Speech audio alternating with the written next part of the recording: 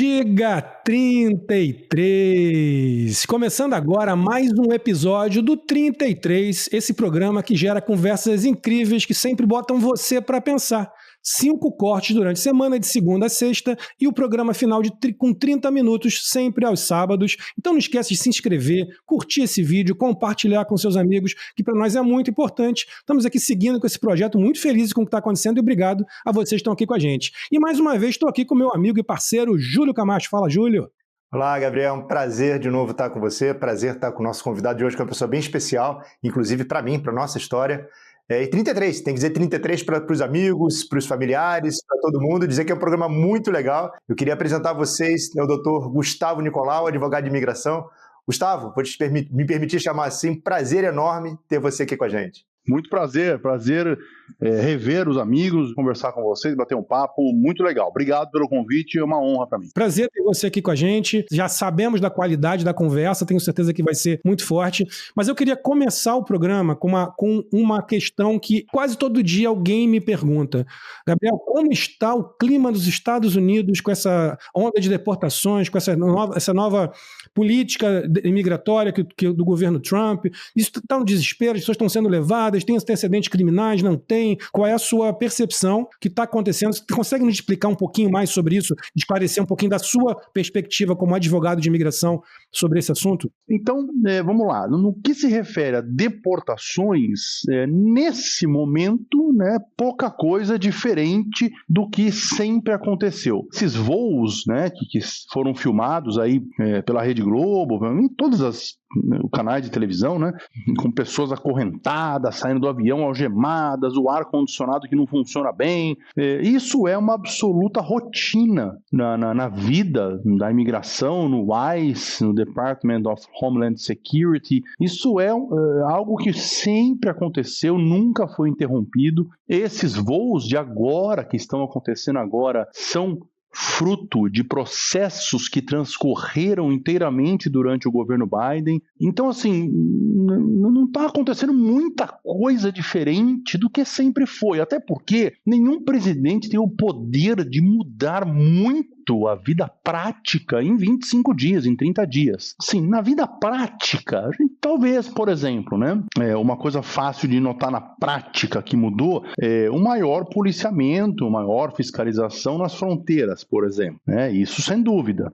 Sem dúvida, isso é perceptível, Talvez uma fiscalização maior em grandes construções, em grandes empresas, mas para a vida cotidiana do imigrante que vem para cá como estudante, como turista ou muda para estudante, até aqui pouca diferença na vida prática do imigrante. Tá? Eu ia falar até isso, que uma questão que eu percebo primeiro, duas questões. Uma, a midiática, a mídia precisa disso, eu contei isso para um amigo meu ontem que me perguntou, eu falei, a mídia precisa dessas notícias, de dar essas notícias de, o cara foi pego, estava saindo de casa, pegaram o cara no meio da rua, e a mídia precisa divulgar isso, mas não tem, será também um uso político disso? Claro que tem.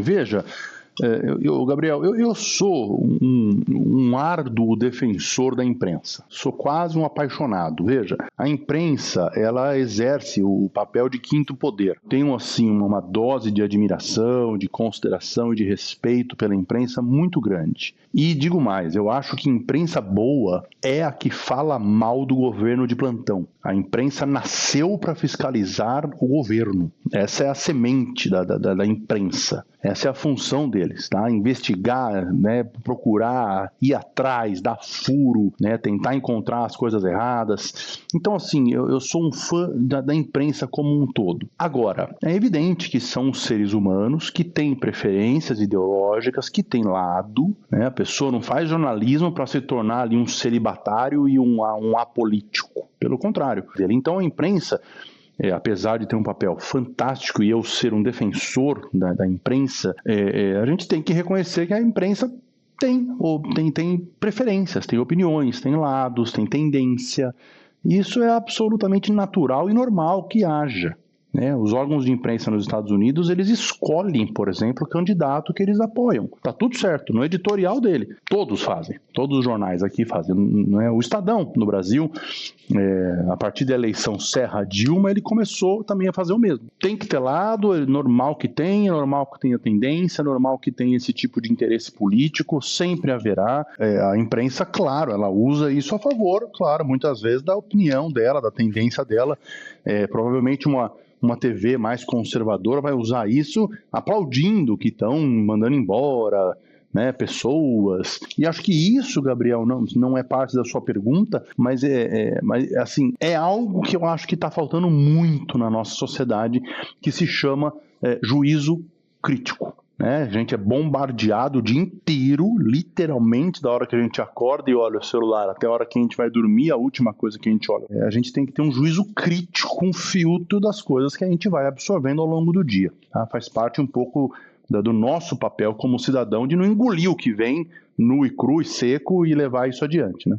Gustavo, o Nelson Rodrigues, ele tem uma frase que diz que o problema do tapa não é o tapa, mas o barulho do tapa. Né? Como você bem disse, assim, tem muito barulho nessa história, né? Tem barulho de tapa, mas tem o tapa. Quer dizer, existem medidas efetivas. Como que você, pessoalmente, você particularmente, vê essas medidas do Trump em termos de imigração? Sim. O Trump, eu estava aqui no primeiro mandato dele, no mandato inteiro dele, né? Eu estava aqui no mandato Obama também. E o modus operandi dele é o mesmo. Assim, parece não se contentar em tomar medidas. Ele precisa tomar medidas que causem impacto e causem efeito, que causem algum tipo de comoção social. Mais ou menos aquela ideia de pessoas que assim, não conseguem ir viajar, né, sem postar fotos no Instagram, né? Parece que ela não viajou, né?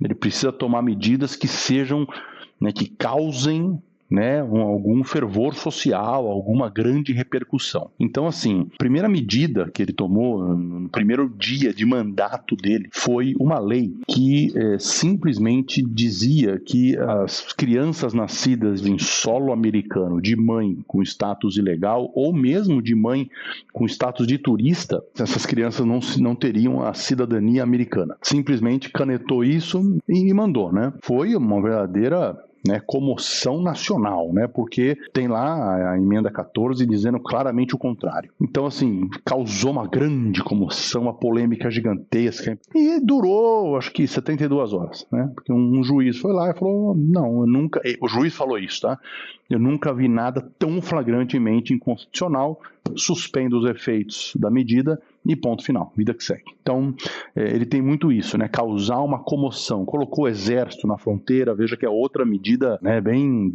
com drama, né? Ele gosta desse aspecto visual das medidas dele. Só que quem falava isso era o governador Geraldo Alckmin, com quem eu trabalhei. Ele falava assim, depois que a gente assume, a gente tem que prestar contas para a senhora que se chama realidade. Um presidente que vai, por exemplo, limitar a imigração, ele vai ter que lidar em pouquíssimo tempo com inflação. Uhum. É tudo que ele não quer para o governo dele. Isso é uma coisa de que gera um efeito assim em questão de meses. Então, um presidente que vai, né, apertar muito a imigração legalizada, ele vai literalmente estrangular grandes empresas americanas que precisam disso.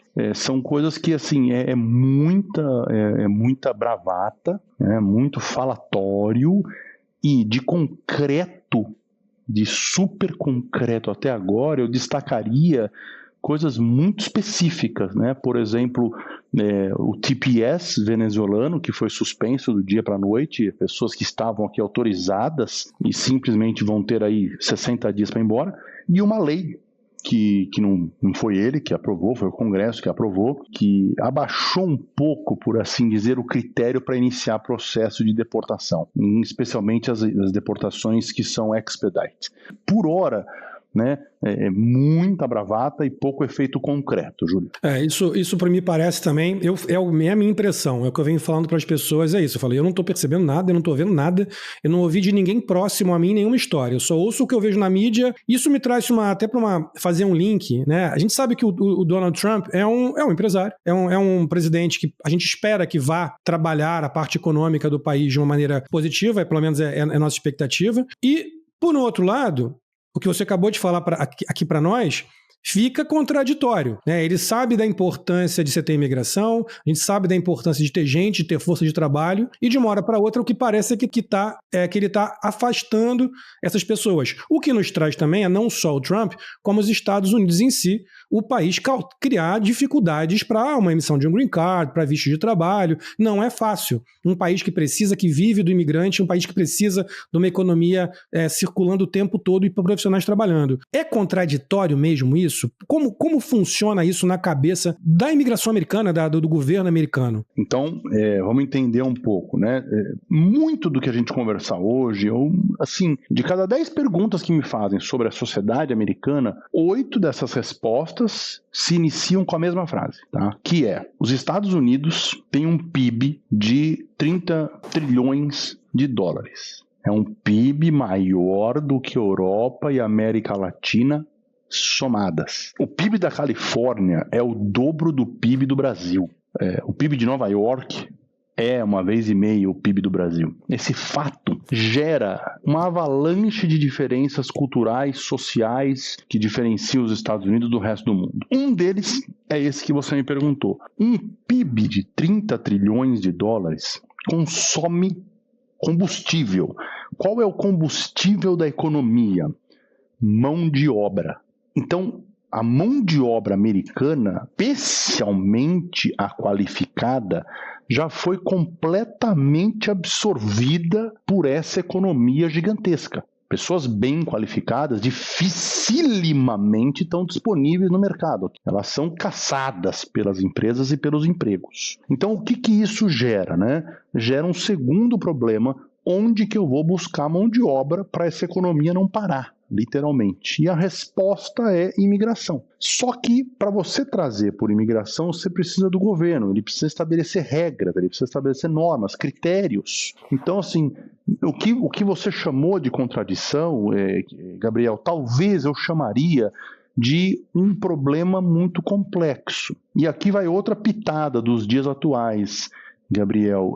Tem duas coisas que eu não aguento: pessoas que têm certeza de tudo e pessoas que têm solução fácil para problemas dificílimos. Então, o honesto seria um presidente na campanha falar: gente, o problema é dificílimo de eu resolver, ninguém chegou a uma solução fácil para esse problema, a gente vai tentar fazer isso, aquilo, só que ninguém vota num cara que fala isso. Então ele tem que chegar lá reverberando certezas, esbravejando certezas absolutas, que é o que o povo quer ouvir. Soluções simples e fáceis. Aproveitando até esse tema, o Gabriel está falando que a sociedade americana, né, meio que se montou em cima a partir da imigração. Mas se a gente olhar um pouco mais distanciado, a gente vê que a sociedade moderna se montou por imigração. Quer dizer, foram os grandes fluxos migratórios lá de trás que montaram exatamente as trocas e o conhecimento, e chegamos onde chegamos. Então, a ideia das pessoas, do ser humano se deslocar pelo planeta, é uma ideia desde que existe ser humano, tem deslocamento do ser humano pelo planeta por condições melhores, por condições de vidas ou por qualquer outro objetivo.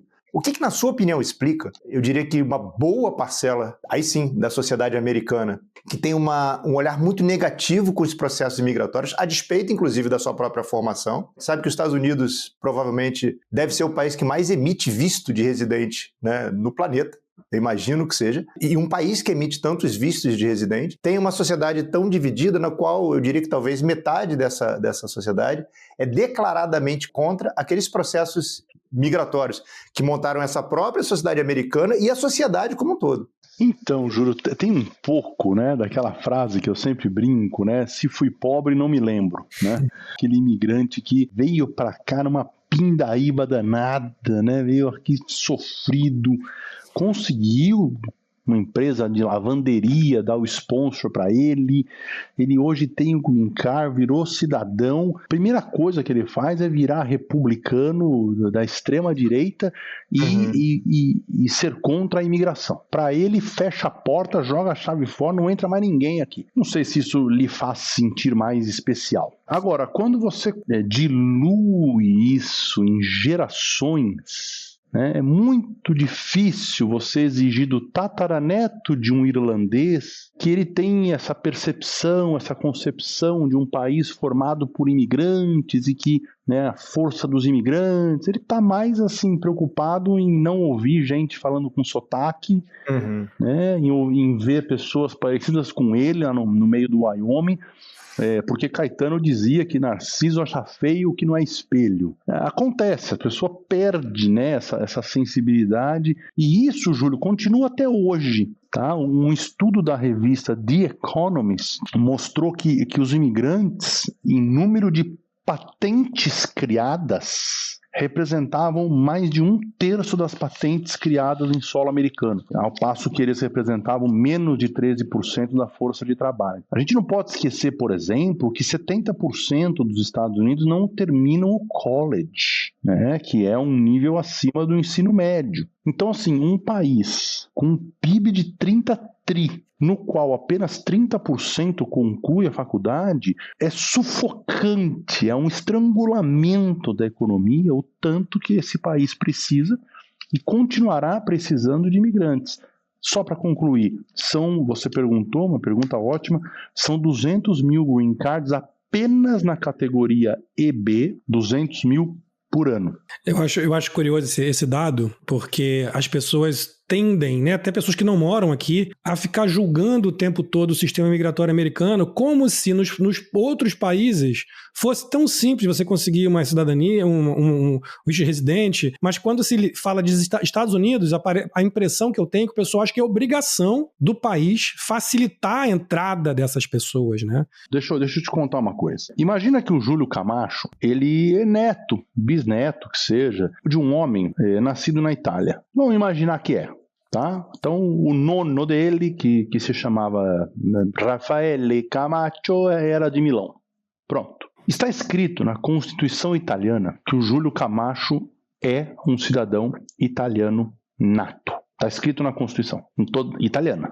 Aí o Júlio Camacho, sabendo disso, se dirige ao Consulado Geral da Itália no Rio de Janeiro. Ele bate na porta. Prazer, meu nome é Júlio. Como o senhor sabe, eu, como bisneto de italiano nato, sou um cidadão italiano, está aqui a certidão de nascimento do meu bisavô. Por favor, você pode me dar um papelzinho, não é um passaporte, um papelzinho, dizendo que eu sou cidadão nato? O consulado italiano do Rio vai falar para o Júlio, claro que sim, direito constitucional seu. Eu só peço para você aguardar um pouquinho ali na fila, que eu já vou te dar esse papelzinho. E essa fila hoje, no consulado italiano do Rio de Janeiro, é de 14 anos.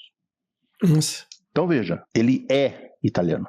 Ele só quer um papel para formalizar isso. Leva 14 anos para ter esse papel. Uma criança que nasça de pais executivos que foram transferidos para trabalhar em Paris, com um visto de trabalho excelente, essa criança nasce ali a 2 quilômetros da Torre Eiffel. No hospital onde ela nasceu, no meio do coração de Paris, ela vai ganhar uma certidão de nascimento, na qual estará escrito: não é uma cidadã da República Francesa. Ponto. Então, eu dei 2 exemplos para mostrar o quão generoso é o sistema imigratório americano. Porque aqui você entra, você não tem um amigo, não fala a língua, não conhece ninguém, não tem um parente americano e não é absurdo pensar que você vai ter um green card em 3 anos e 5 anos depois tornar cidadão. Isso é incrível. Isso aí é uma coisa que eu falo para todo mundo que fica gritando sobre isso. O Japão, eu sei que você pode até nascer no Japão, não tem que ser o pai ou tem que ser a mãe, um dos dois. Se um não for, você já não é japonês. Tem toda uma história assim. Então,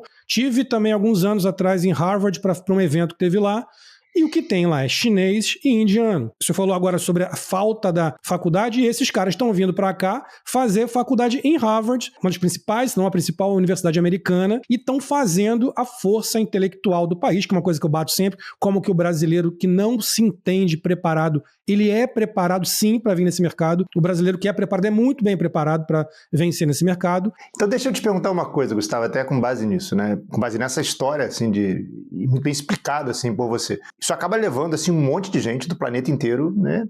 Pensando em migrar para cá. Uns fazem de uma maneira, outros fazem de outra maneira, nem sempre a maneira melhor para eles próprios. E se você pudesse voltar, por exemplo, no tempo, voltar que seja 15 anos, que três conselhos você daria para esse Gustavo imigrante lá de trás? Os erros que as pessoas mais cometem são os erros que eu falaria lá para o Gustavo evitar. Então, o primeiro, né? A primeira coisa que eu vejo no brasileiro, e olha, que me perdoem, é só o brasileiro. Ele não quer abrir mão de nada. Ele não é adepto do sacrifício agora para uma colheita no futuro. Ele quer vir para cá. Primeiro, ele quer vir rápido, ele quer poder trabalhar, ele quer o social, ele quer ir e vir para o Brasil, ele quer se manter legalizado em solo americano, não quer estudar em solo americano, porque cansa muito, né? Quer o green card rápido e a cidadania rápido. Então, assim, não dá para ter tudo. Então, esse é o primeiro erro. A gente, quando muda de país, a gente tem que entender que a gente tem um gráfico em V, bem acentuado, né? E parece que é isso que o brasileiro não está disposto a passar. Quando eu cheguei, quando eu saí do Brasil, eu era professor de Direito Civil da Universidade Mackenzie. Eu saí de professor de Direito Civil do Mackenzie, mestre e doutor pela Universidade de São Paulo, e no meu primeiro emprego eu não recebia nada aqui. No meu segundo escritório de advocacia, eu era o coffee boy, que às 2h empurrava o café com creme e donuts para os advogados do escritório, né? E isso eu vejo que o brasileiro não aceita. Uhum. Né? O segundo grande erro do brasileiro é ele não se aconselhar de maneira profissional. E aí não vai ter jeito, eu vou ter que puxar a brasa para a minha sardinha. Muitas vezes o brasileiro ele se recusa a pagar uma consulta de $100 com uma pessoa que estudou uma década. Muitas vezes numa conversa de $100 com um advogado você pode estar trilhando uma avenida totalmente diferente que você nem imaginava que existia, que vai encurtar a jornada para você em 3 anos, né, que vai te permitir trabalhar em solo americano com opções diferentes, mas o brasileiro ele não aceita, parece cultural também. A terceira coisa que o brasileiro erra, e é um conselho que eu daria também para o Gustavo, né? Não tem atalho. Os Estados Unidos, ele parece que ele prestigia aquela pessoa que trilha o caminho ordinário, que trilha o caminho correto, né? Não deixa de manter o seu status em solo americano bonitinho, né? Não cometa nenhum crime. Gustavo, eu não quero estudar para me manter com o status. Bom, então, para você, tem o Brasil. No Brasil, você tem o maior status possível, que se chama cidadão nato. Você pode ali residir, morar, pedir ajuda do governo. Aqui a gente volta para o zero e para você manter o seu status, você tem que estudar. Ou faça o green card do seu país, tá tudo certo. Então, esses são os erros que eu mais vejo, Júlia. Queria aproveitar para fazer um comentário, né? Da nossa entrevista que foi lá no outro podcast e que a gente gerou alguns cortes no Instagram. Um deles passou de 300 mil visualizações. E uma das coisas que eu mais vi as pessoas falando era: esse cara, isso é fácil para ele falar. Como é que eu fico aí só estudando? E o dinheiro? Ele acha que eu vivo como? E aí eu acho que a vontade que eu tinha dessa resposta: fica no Brasil. Se você não tem condição, se você não pode passar por essa dificuldade que é natural dentro de um processo de imigração, fica no Brasil. Você quer que o advogado venha aqui falar o quê para você? Vem, trabalhe legal, ganha teu dinheiro, fora, e faça. Ele tá dizendo que é o certo, faça o certo para você ter, não é isso? Inclusive, Gabriel, a pessoa pode fazer o processo de green card inteiramente no Brasil. O sistema foi concebido para você fazer do seu país. Eu particularmente fiz exatamente dessa maneira. Exatamente, igual o Júlio fez, agora que ele abriu. Então o Júlio ficou ali alguns anos, só que ele ficou no país dele, tinha permissão de trabalho, enquanto o green card dele está correndo em paralelo, tá joia também, tá excelente. Se você não consegue fazer esse sacrifício inicial, tá tudo certo, né? Como é que eu vou definir como é que vai ser a vida de todos, né? Não tem problema nenhum, faça do seu país de origem, que tá ótimo também. Mas ressaltando mais uma vez, não é fácil, não é barato, não dá para trabalhar. Não é barato, é moleza, fácil não é. Se você pode, esse é o caminho responsável e que funciona. Se você não pode, infelizmente, não dá para fazer. Porque senão também, veja, as pessoas teriam que brigar e xingar com quem recomenda um bom cruzeiro para outra fazer, porque a outra não tem dinheiro para fazer, né? Tudo que a gente recomenda na vida teria que ter essa ressalva, né? Você faz a recomendação, sei lá, deduzindo que a pessoa um dia vai ter, ou pode ter, ou já tem. Claro. Você faz a recomendação, né? Tem um caminho, Gustavo? Tem um caminho bem legal. Mantenha o seu status aqui, que seja o de estudante, e tente o Green Card em paralelo. Esse é o caminho sereno, responsável, sem riscos para você obter o seu Green Card. Não consigo? Faça o processo inteiro do Brasil, entre aqui pela porta da frente com o tapete vermelho no aeroporto, que, né, foi o caso do Júlio. Você já entra aqui com o Green Card na mão, praticamente, e você vai ser feliz na América também por outro caminho. Gustavo, para terminar, te propor uma outra coisa. Imagina que você tivesse 3 minutos com qualquer pessoa da história da humanidade, 3 minutos com essa pessoa e pudesse fazer uma pergunta para ela. Quem seria essa pessoa? Que pergunta você faria? Eu acho que eu estudando bastante história, uma coisa que me agrada, né?